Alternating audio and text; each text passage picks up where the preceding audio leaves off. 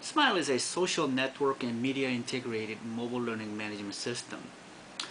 We created Smile because we believe it is about time to cause a pedagogical paradigm shift, to bring out a new pedagogical model appropriate for the 21st century.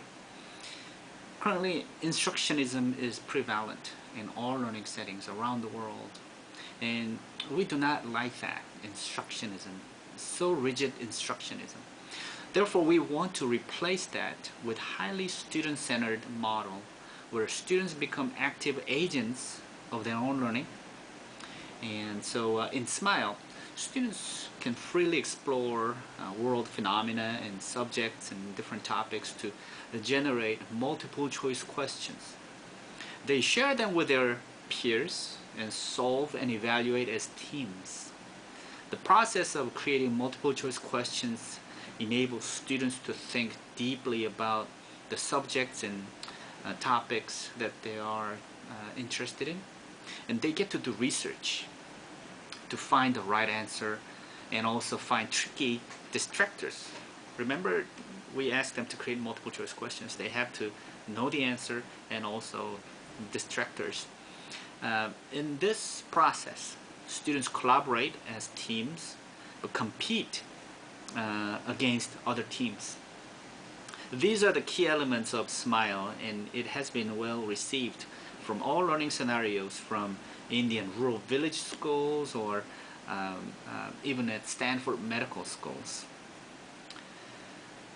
We witness too many one-room, multi-grade, multi-age, crowded, under-resourced classrooms, particularly in the developing regions. When they are equipped with low-cost Android mobile devices, many things happen. For example, students take pictures of scarce learning materials and share with peers. For example, in Tanzania, the classroom that we visited a few weeks ago, the students could not afford to buy textbooks. So students didn't have textbooks. Very scarce resource. So when they were given the mobile phone, they took picture of their teacher's textbook and shared them among themselves. That's one example that we didn't expect to see, but those things happen. A lot of localized innovations take place when a new technology is introduced. And small mobile devices like these is their media creation and presentation tool. They use it to watch educational videos from outside, as well as student-generated videos that they put together in-house. The impact that mobile learning devices create, particularly in the developing region, is tremendous if properly introduced and implemented, of course, with the right type of pedagogy that supports such technological tools. Oftentimes we see many projects that focus so much on the hardware and the unit cost of the hardware, but not much on the pedagogy that best supports such technology. So that's why a lot of educational technology projects in the developing world fail. Even in the developed world as well, they fail.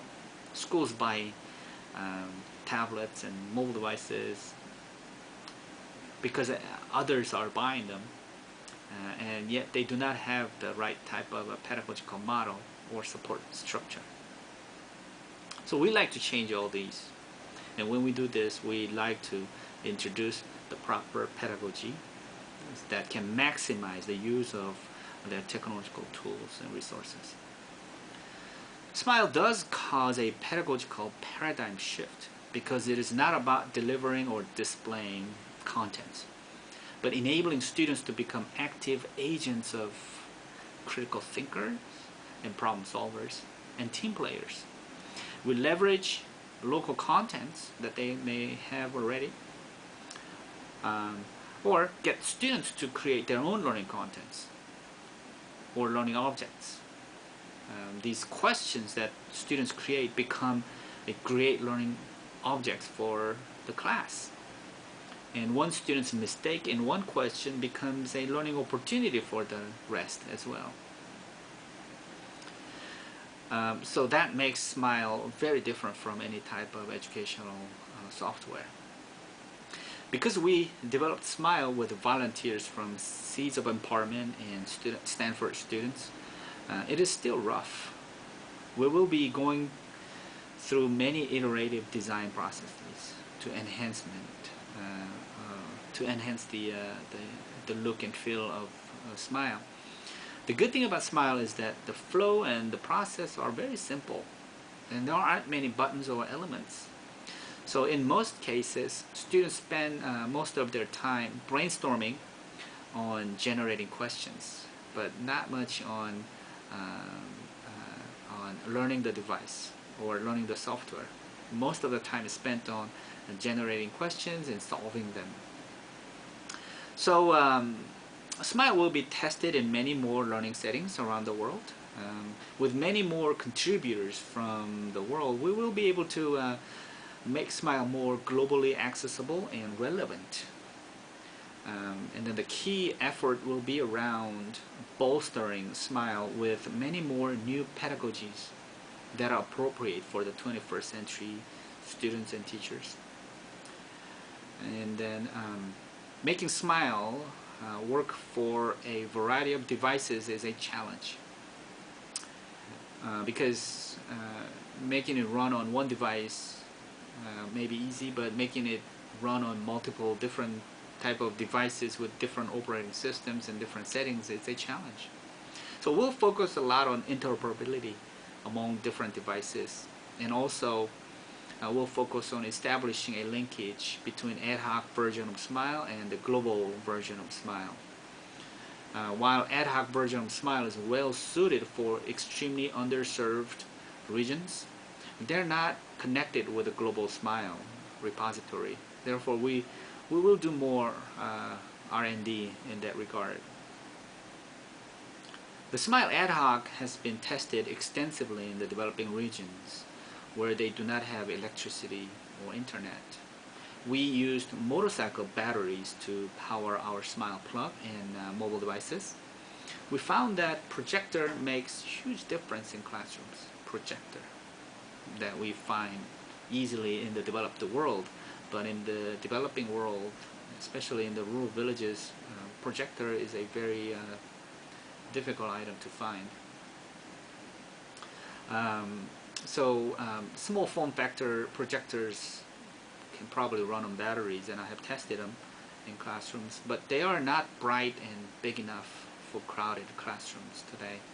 So we'll seek partners to address this issue. Smile can run without projectors, obviously, but we found projectors to be quite effective when it's coupled with Smile model. So we'd like to find more partners and helpers that are interested in working with us. So we are constantly looking for volunteers who would run Smile activities in different regions, especially in remote rural school areas. And also we are looking for industry partners who are interested in taking this learning model to the next level.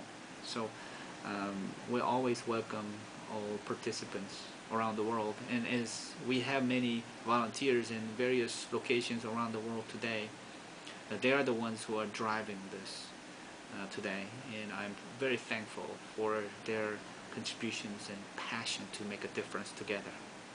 Thank you.